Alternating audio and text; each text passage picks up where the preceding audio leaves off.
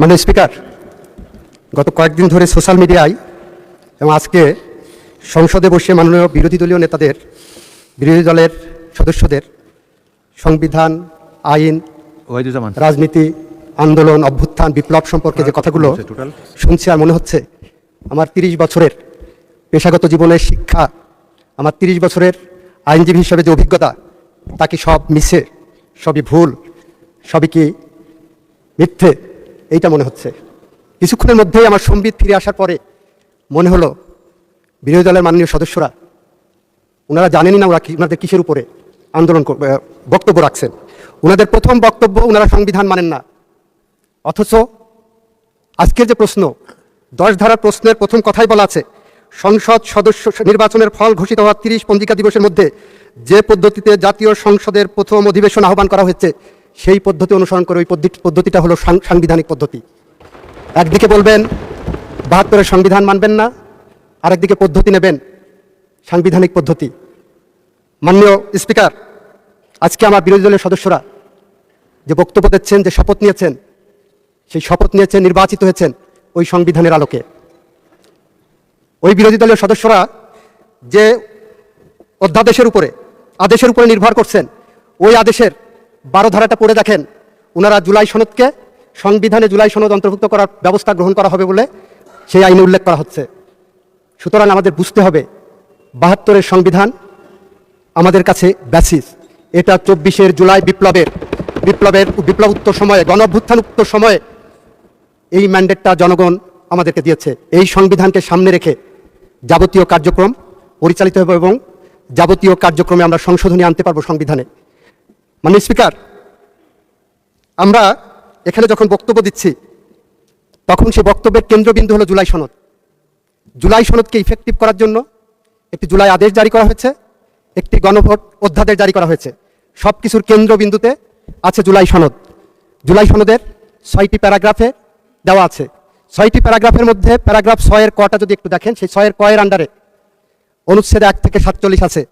সেই 6-এর কয়ের প্রথম শর্তই হলো, মাননীয় স্পিকার, সংবিধান সংশোধন সাপেক্ষে সংস্কারের বিষয়সমূহ।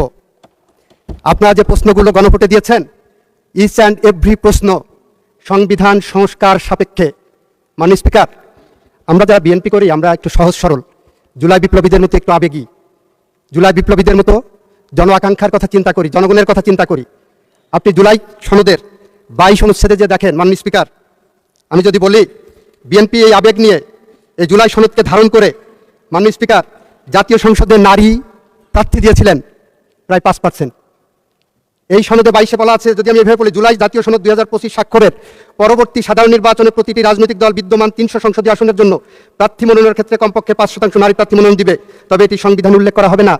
মাননীয় স্পিকার, আমরা এই যে জুলাই সনদকে ধারণ করি বুকে, আমাদের রক্ত প্রবাহে জুলাই সনদ মিশে আছে, সেইটাকে ধারণ করেই বিএনপি নারী প্রার্থীকে দিয়েছিলেন। ওনারা জুলাই সনদ বলছেন, জুলাই সনদ বলতে বলতে ওনাদের মুখে ফেনা উঠে যাচ্ছে। এইটা স্বাক্ষরের পরে যে নির্বাচন গেছে, সেই নির্বাচনে একজন নারী প্রতিনিধিকে ওনারা মনোনয়ন দেননি। মাননীয় স্পিকার, জুলাই সনদের 23 অনুচ্ছেদে রাখেন, 23 অনুচ্ছেদে বলা আছে, ডেপুটি স্পিকার পদে বিরোধী দলের থেকে,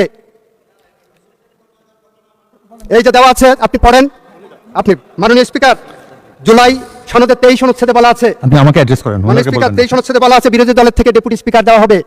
আমাদের মাননীয় প্রধানমন্ত্রী, আমাদের সংসদীয় দলের নেতা জুলাই সনদকে বুকে ধারণ করেছেন, চেতনায় ধারণ করেছেন, আর করেছেন বলেই ডেপুটি স্পিকার পদটি তাদেরকে অফার করা হয়েছিল। মাননীয় স্পিকার, ওনারা জুলাই সনদ ধারণ করেননি, ডেপুটি স্পিকার পদ ওনারা নেননি। মাননীয় স্পিকার, ওনারা প্রশ্ন তুলেছেন জুলাই সনদ না 72-এর সংবিধান, জুলাই সনদ না সংবিধান।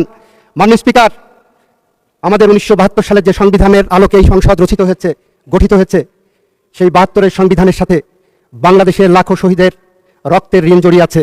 সেই সংবিধানের সাথে লাখো মামুনের ইজ্জত এবং সম্ভ্রম জড়িয়ে আছে। এই সংবিধান যতবার সংশোধন হয়েছে, সেই সংশোধনের মধ্যে 72 থেকে 75 পর্যন্ত একদলীয় শাসনামলে প্রায় 30,000 বিরোধী রাজনৈতিক কর্মীদের হত্যার রক্ত জড়িয়ে আছে। এই সংবিধানে এমন সংশোধনী আছে যেটা পৃথিবীর ইতিহাসে অত্যন্ত বিরল। পৃথিবীর ইতিহাসে, মাননীয় স্পিকার, সামরিক শাসনের মধ্য দিয়ে বাংলাদেশের গণতন্ত্রের দ্বার উন্মোচন করে দেওয়া হয়, এটার একমাত্র উদাহরণ বাংলাদেশে শহীদ রাষ্ট্রপতি জিয়াউর রহমান করেছিলেন। যে কারণে আমরা বলি বাংলাদেশের যা কিছু শ্রেষ্ঠ অর্জন তার সব কিছু এসেছে শহীদ রাষ্ট্রপতি জিয়াউর রহমান এবং তার পরিবারের হাত ধরে। আমরা বাংলাদেশের মুক্তিযুদ্ধ এনেছি, আমরা বাংলাদেশের সাংবিধানিক সংসদে বহুদলীয় গণতন্ত্র এনেছি, ন্যায় বিচারের পথ উন্মুক্ত করার জন্য আমরা বাংলাদেশের বিচার বিভাগের স্বাধীনতা এনেছি। আমরা ৮২ থেকে ৯০ পর্যন্ত বেগম খালেদা জিয়ার নেতৃত্বে জাফর, জয়নাল, দীপালি সাহা, কাঞ্চন, রাউফুন, বসুনিয়া, শাহজাহান সিরাজ, জেহাদ, নূর হোসেন, ডাক্তার শামসুল আলম খান মিলনের রক্তের বিনিময়ে আমরা ৯০ সালে যে গণঅভ্যুত্থান ঘটিয়েছিলাম তার প্রেক্ষিতে মাননীয় স্পিকার ৯১ সালে যে পার্লামেন্ট এসেছিল সেই পার্লামেন্টে আমাদের মাননীয় প্রধানমন্ত্রী, আমাদের প্রয়াত নেত্রী বেগম খালেদা জিয়া বাংলাদেশের সংসদীয় গণতন্ত্র এনেছিলেন, যার কারণে আজকে ওনারা এক্সারসাইজটা করতে পারছেন। মাননীয় স্পিকার, আমার বন্ধুরা আইনের কিছু ফেলাসাজ ব্যাখ্যা দিয়েছেন। ওনারা বলেছেন আদেশ আইন, আমিও বলছি আদেশ আইন। কোন আদেশ আইন সেটা ওনারা বুঝতে পারছেন না। মাননীয় স্পিকার, 1897 সালের একটা আইন আছে যেটার নাম general clauses act. General clauses অ্যাক্টে সেকশন 20 থেকে 24 পর্যন্ত আমার বন্ধুদের পড়তে বলবো। সেখানে বলা আছে একটা পার্লামেন্টের আন্ডারে অথবা রেগুলেশনের আন্ডারে কোনো অথরিটিকে যদি কোনো অর্ডার পাস করার অথরিটি দেওয়া থাকে তাহলে সেই অর্ডারটা আইনের রূপ পাবে। মাননীয় স্পিকার, জুলাই আদেশটা দেখবেন এবং অধ্যাদেশটা দেখবেন। অধ্যাদেশের উপরে লেখা আছে আর্টিকেল 93 অফ দি কনস্টিটিউশনের আন্ডারে এই অধ্যাদেশ জারি করা হয়েছে। আর অর্ডার যেটা ওনারা দেখাচ্ছেন ওই অর্ডারের কোনো জায়গায় কোন আইনের ব্যাকিংয়ে অর্ডার পাস করা হয়েছে, নাথিং লাইক দ্যাট। মাননীয় স্পিকার, 190 বছরের ব্রিটিশ শাসনের বিরুদ্ধে রাজনৈতিক সমঝোতার ভিত্তিতে 1947 সালে ভারত পাকিস্তান স্বাধীন হয়েছিল, বিভক্ত হয়েছিল। সমঝোতার ভিত্তিতে ভারত রাষ্ট্র পরিচালনা করেছিলেন, 3 বছর পরে তারা সংবিধান পেয়েছিল।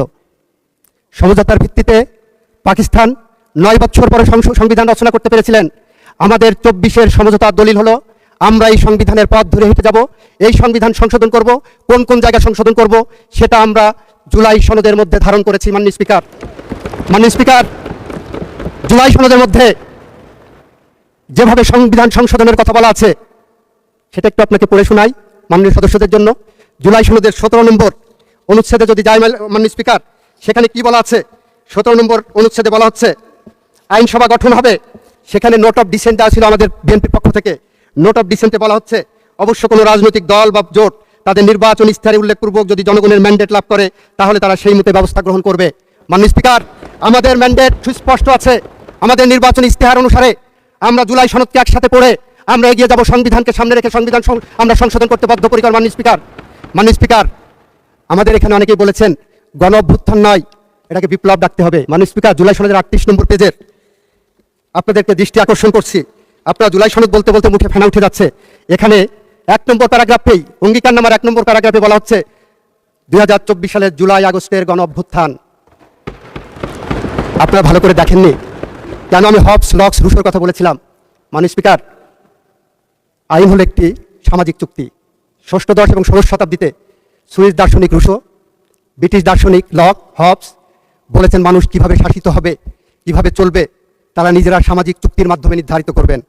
সেই সামাজিক চুক্তির ফরম্যাট হলো এই যে সংসদে বসেছি আমরা, এই যে আমাদের গঠনতন্ত্র সংবিধান, এইটাই আমাদের সেই সামাজিক চুক্তি। মাননীয় স্পিকার, আপনার দৃষ্টি আকর্ষণ করে বলছি 1971 সালে 9 মাস রক্তক্ষয়ী সংঘর্ষ হয়েছিল।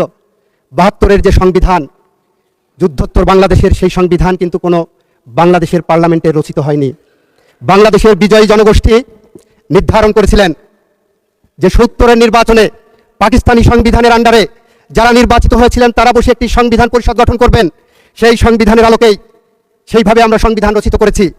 আমাদের 24-এর গণঅভ্যুত্থানের এই বিষয়টাকে 24-এর জুলাই সনদটাকে আপনার বড় জোর তুলনা করতে পারেন 90-এর গণঅভ্যুত্থানের 3 জোটের রূপরেখার সাথে। 3 জোটের রূপরেখায় ছিল এরশাদের পতনের পরে প্রধান বিচারপতি রিজাইন করে এসে উনি অস্থায়ী রাষ্ট্রপতি হবেন। 3 জোটের রূপরেখায় ছিল উনি প্রধান বিচারপতি পদে ফেরত যাবেন। 3 জোটের রূপরেখায় ছিল বাংলাদেশ পার্লামেন্টারি ফর্ম অফ গভর্নমেন্টে যাবে। ইয়েস, ইট ইজ বিএনপি যে তার রাজনৈতিক অঙ্গীকার রক্ষা করে 1991 সালের পার্লামেন্টের পরে জাতীয় সংসদে সংশোধনী এনেছেন। মাননীয় স্পিকার, আমরা আপনার সামনে বলতে চাচ্ছি, আপনার মাধ্যমে সংসদকে বলতে চাচ্ছি, আমরা যেমন জাফর, জয়নাল, দীপালি সাহা, কাঞ্চন, রাউফুন, বসুনিয়া রক্তের কাছে ঋণী। আমরা যেমন 72 থেকে 75 আসাদ, বাচ্চু, মাসুদ হারুনের কাছে ঋণী। আমরা যখন 24-এর গণঅভ্যুত্থানের আবু সাইদ, মুগ্ধ, আনাস, ওয়াসিমের কাছে ঋণী, ঠিক একইভাবে আমরা এদেশের 30,000-এর মতো পঙ্গু জুলাই যোদ্ধাদের কাছে ঋণী। আমরা বিশ্বাস করি ফ্যাসিস্টদের বিদায়ের জন্য শুধুমাত্র গুটি কয়েক আমাদের মতো রাজনৈতিক কর্মী এখানে আসেনি। ফ্যাসিস্টদের বিদায়ের জন্য দীর্ঘ 17 বছর বাংলাদেশে বিএনপির উপর এবং আপনাদের উপর স্টিম রুলার চলেছে। আপনারা যদি নির্যাতিত মানুষের মুখচ্ছবি খুঁজেন, তাকিয়ে দেখেন আমার পার্লামেন্টের সংসদ নেতা বাংলাদেশের নির্যাতিত মানুষের প্রতিচ্ছবি। মাননীয় স্পিকার, আমার সময় শেষ হয়ে যাচ্ছে। আমি মন্ত্রী হিসাবে আপনার কাছে আরেকটু সময় বাড়িয়ে দেওয়ার জন্য অনুরোধ করছি, কারণ 15 মিনিট সময় দিয়েছেন আমাকে। আমি একটু সময় চাচ্ছি মাননীয় স্পিকার। মাননীয় স্পিকার, আপনি 2 মিনিটের মধ্যে আপনার বক্তব্য শেষ করেন, কারণ বিরোধী দলকে একটু বেশি টাইম দিতে চাই আমি। অলরেডি আপনি 15 মিনিট শেষ হলে 1 ঘন্টা বলা হবে আপনার। আচ্ছা 3 মিনিট, আর 3 মিনিট বলেন। বিরোধী দলকে একটু বেশি টাইম দেন। মাননীয় স্পিকার, বলতে বলতে তো 1 মিনিট চাইতে চাইতে তো 1 মিনিট চলে গেছে মাননীয় স্পিকার। আচ্ছা ঠিক আছে, দেন 5 মিনিট। তাহলে বিরোধী দলকে মাত্র আমি 1 মিনিট সময় বেশি দিলাম। মাননীয় স্পিকার, আমাদের চেতনার উৎস শহীদ রাষ্ট্রপতি জিয়াউর রহমান, আমাদের প্রেরণার উৎস বেগম খালেদা জিয়া, আমাদের সাহসের বাতিঘর, আমাদের এই মহান সংসদের নেতা, আমাদের মাননীয় প্রধানমন্ত্রী তারেক রহমান। মাননীয় স্পিকার, আমরা প্রতিদিন যখন কাজে বের হই, রাজনৈতিক কাজ আর যে কোনো কাজে যাই, আমাদের মনে হয় আমাদের চেতনার সাথে, আমাদের সাহসের সাথে, আমাদের প্রেরণার সাথে এখনো বেগম খালেদা জিয়া জড়িয়ে আছেন। মাননীয় স্পিকার, আমরা বিশ্বাস করি আমরা যারা বেগম খালেদা জিয়ার সাথে রাজনীতি করেছি এই বাংলাদেশে, আমরা বিশ্বাস করি বেগম খালেদা জিয়া 7 আসমানের পাশে দাঁড়িয়ে বলছেন, চলে যাওয়া মানে প্রস্থান নয়, বিচ্ছেদ নয়, চলে যাওয়া মানে নয় বন্ধন ছিন্ন করা আদ্র রজনী, চলে গেলে আমার অধিক কিছু থেকে যাবে আমার না থাকা জুড়ে। মাননীয় স্পিকার, সত্যিই তাই। কবি রুদ্র মোহাম্মদ শহীদুল্লাহর মতো বেগম খালেদা জিয়ার এই প্রেরণা আমাদের প্রেরণার উৎস হয়ে আছে। আমরা তাই বলছি, আইনের ভুল ব্যাখ্যা নয়। মাননীয় স্পিকার, আমাদের এক বন্ধু প্রশ্ন করেছেন, যতক্ষণ পর্যন্ত এটা আল্ট্রা ভাইরাস ডিক্লার না হবে ততক্ষণ পর্যন্ত this is a valid law. মাননীয় স্পিকার, এই আদেশ কোনো লয় না, এই অধ্যাদেশ it is a colourable exercise, colourable legislation, যেটাকে আইনের ভাষায় বলা হয় this is a fraud on the constitution. This piece of legislations are committed a fraud on the constitution. কনস্টিটিউশনে যে পাওয়ার দেওয়া নাই সেই পাওয়ার এখানে এক্সারসাইজ করা হয়েছে। এই পার্লামেন্ট সার্বভৌম পার্লামেন্ট, এই পার্লামেন্টকে কোনোভাবেই কোনো আইন দিয়ে বাধ্য করা যায় না। মাননীয় স্পিকার, মাননীয় স্পিকার, আর অর্ডারের ফেট তো বলেছি, সাংবিধানিক কোনো অর্ডার দেওয়ার ক্ষমতা বাংলাদেশ সংবিধানের 4th তফসিলের মাধ্যমে বন্ধ করে দেওয়া হয়েছে। কারণ যখন সংবিধান ছিল না মাননীয় স্পিকার, তখন প্রেসিডেন্ট অর্ডার পাস করতে পারতেন।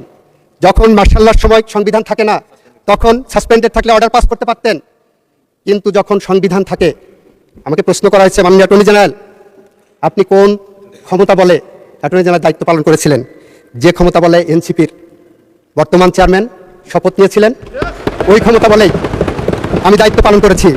মাননীয় স্পিকার, আমার বন্ধুদের বলতে চাই, এই সংকটময় অবস্থায় রাষ্ট্রপতির সামনে রাষ্ট্র রক্ষা করার একটা দায়িত্ব ছিল।